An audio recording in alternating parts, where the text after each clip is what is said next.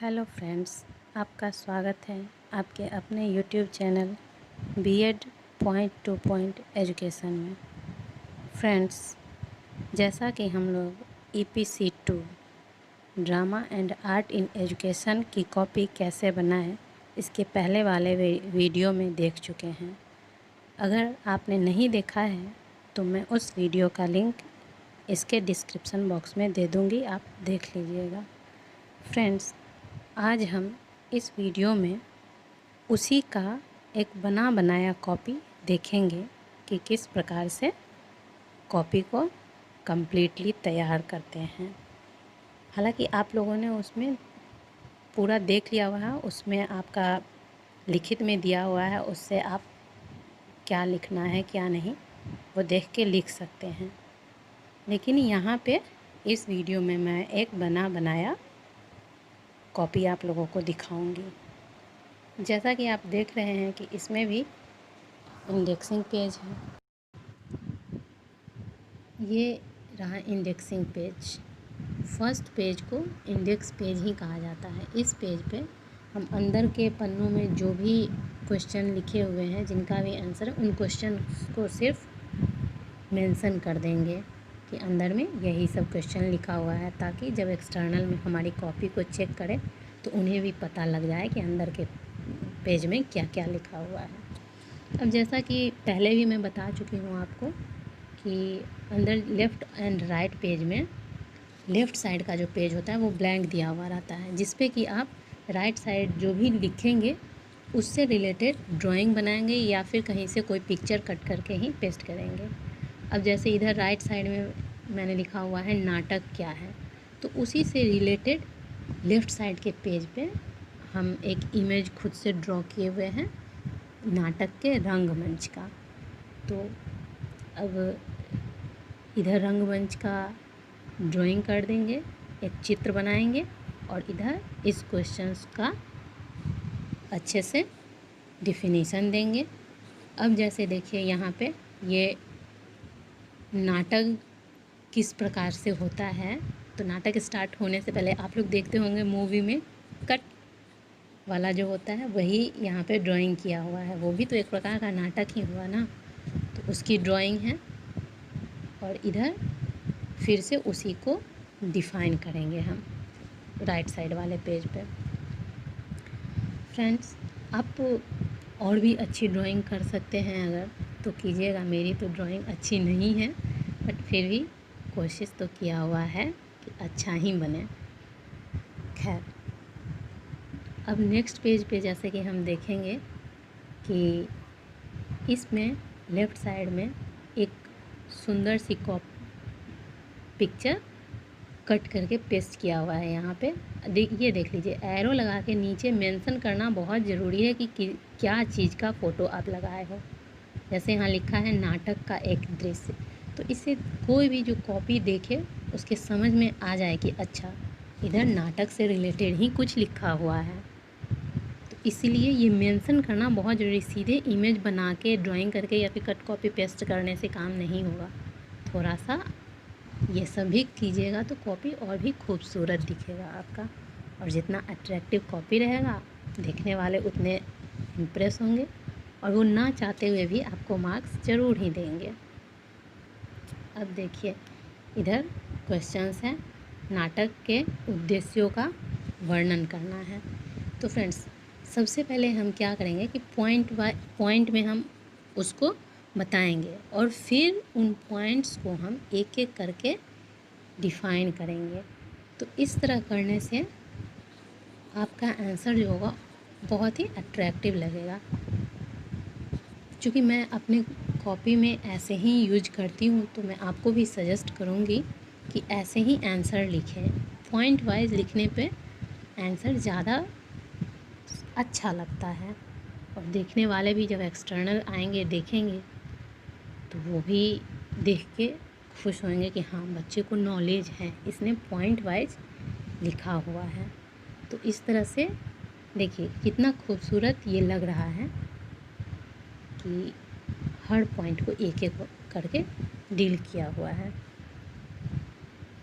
इसी प्रकार आपका ये क्वेश्चन नाटक से रिलेटेड, यहाँ पे उसका ये पॉइंट हो गया। अब इस नेक्स्ट पेज पे देखिए कि यहाँ पे एक बच्चा ड्राइंग कर रहा है, उससे रिलेटेड पिक्चर कट करके पेस्ट किया हुआ है और उसके नीचे यहाँ डिफ़ाइन किया हुआ है कि क्या चीज़ का फ़ोटो लगा है। यहाँ लिखा है कलाकृति करता हुआ बालक। ऐसा लिख देने मात्र से जो भी हमारे पेज को पलटेगा वो देख के समझ जाएगा कि कुछ भी यहाँ पे आर्ट से रिलेटेड ही लिखा हुआ है, कुछ भी कला से संबंधित बातें इस पे लिखी हुई हैं। तो इस तरह से आंसर आपका ऐसा हो कि कोई भी देख के समझ ले, जिसको थोड़ा बहुत भी नॉलेज हो वो जान लेगा कि क्या लिखा हुआ है। फ्रेंड्स, अब देखिए, मेरी ये कॉपी मुझे मेरे कॉलेज की तरफ से ही प्रोवाइड करवाया गया था, जिसमें कि लिमिटेड पेज थे, जिसकी वजह से मुझे सेम पेज पे ही दूसरे क्वेश्चन को भी लिखना पड़ा। और पता नहीं दूसरे कॉलेजों का आइडिया तो है नहीं कि कैसे क्या होता है। तो अगर आप लोगों को खुद से तैयार करना हो तो आप अपने आंसर को और भी खूबसूरती के साथ डिफ़ाइन कीजिएगा पूरे पेज में, तो ये और भी ज़्यादा खूबसूरत लगेगा। तो इस तरह यहाँ देखिए, जिसका नहीं आपको समझ में आए कि इस जगह कौन सा पिक्चर लगा है, तो आप खुद से कुछ भी, अरे आर्ट का ही तो कॉपी है ये EPC 2, तो इसमें आप कोई भी कलाकृति खुद से भी कर सकते हैं। अब देखिए, जैसे कि यहाँ क्वेश्चन है लिखा हुआ कि एक शिक्षाप्रद नाटक लिखना था। तो ये नाटक एक जंगल में बुढ़िया की झोपड़ी से रिलेटेड है। तो यहाँ देखिए, मैंने खुद से ये ड्राइंग किया हुआ है कि ये झोपड़ी उतना अच्छा तो नहीं हो पाया, बट फिर भी किया हुआ है, जंगल में एक बुढ़िया की झोपड़ी। तो देखिए, लग रहा है ना ये जंगल है और यहाँ झोपड़ी जैसा भी लग रहा है। तो इस कहानी में अभी इस कहानी को पॉज करके पढ़िएगा। सच में यह बहुत ही शिक्षाप्रद नाटक दिया हुआ है कि किस प्रकार से एक राजा जंगल में आते हैं और एक जंगल की बुढ़िया जो कि पढ़ी लिखी नहीं है, लेकिन फिर भी वह राजा को अनजाने में ही ज्ञान दे देती है और राजा भी उसको सुनता है और उसका पालन भी करता है। तो आप इसको पॉज करके पढ़िएगा कि किस ये कहानी शिक्षाप्रद है, तो कुछ न कुछ तो आपको भी शिक्षा मिल ही जाए।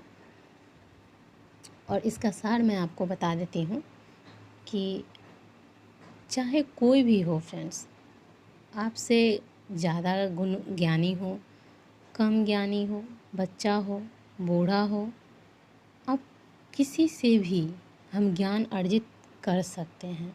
यह ज़रूरी नहीं है कि ज्ञान प्राप्त करने के लिए किसी ज्ञानी व्यक्ति के ही पास बैठा जाए। अब इस नाटक में ही देख लीजिए कि एक राजा को एक जंगल में रहने वाली बुढ़िया की बातों से उन्होंने ज्ञान को हासिल किया, कि बातों बातों में वो जो बातें बोल गई उसको कैसे राजा अपने जीवन में उतारते हैं और उसी के द्वारा अपने किले की, अपने दुर्ग की, अपने राज्य की रक्षा करते हैं।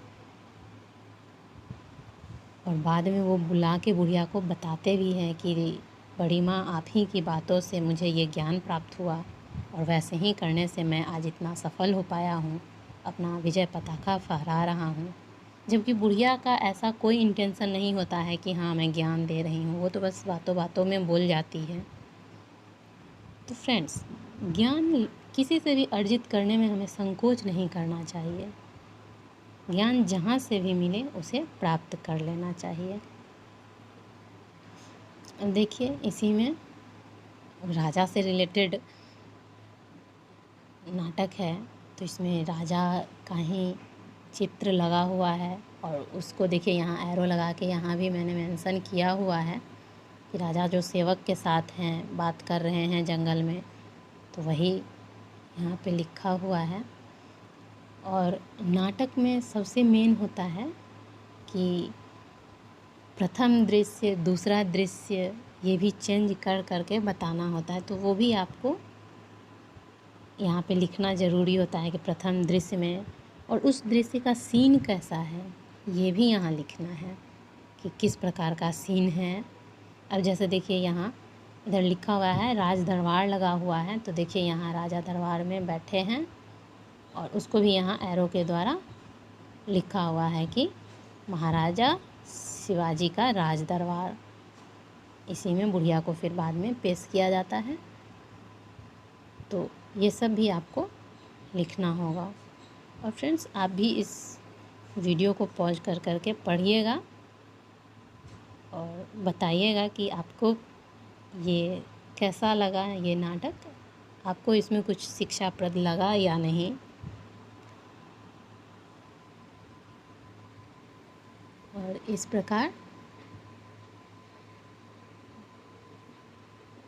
ये नाटक का अंतिम दृश्य चल रहा है, जहाँ की दरबार में बुला के राजा बुढ़िया को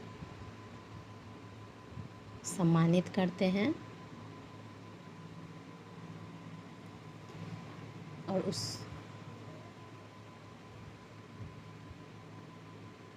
देखिए यहाँ लिखा भी होगा कि बूढ़ी माँ से राजा बात कर रहे हैं। द्वारपाल का भी चित्र लगा है। राज दरबार के बाहर द्वारपाल होते हैं ना, तो इसलिए कुछ ना मिले तो द्वारपाल का ही बी रिलेटेड पिक्चर्स यहाँ पे रहना चाहिए। तो इस प्रकार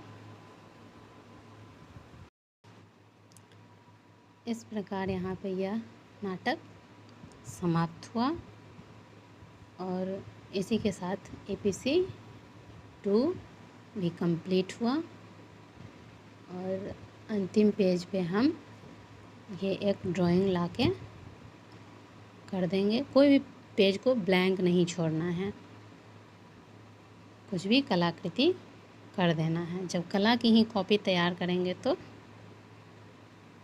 कला तो होना ही चाहिए। Thanks for watching friends. अगर आपको ये वीडियो थोड़ा भी हेल्पफुल लगा हो तो please please please like, share and subscribe my channel. Thank you, धन्यवाद।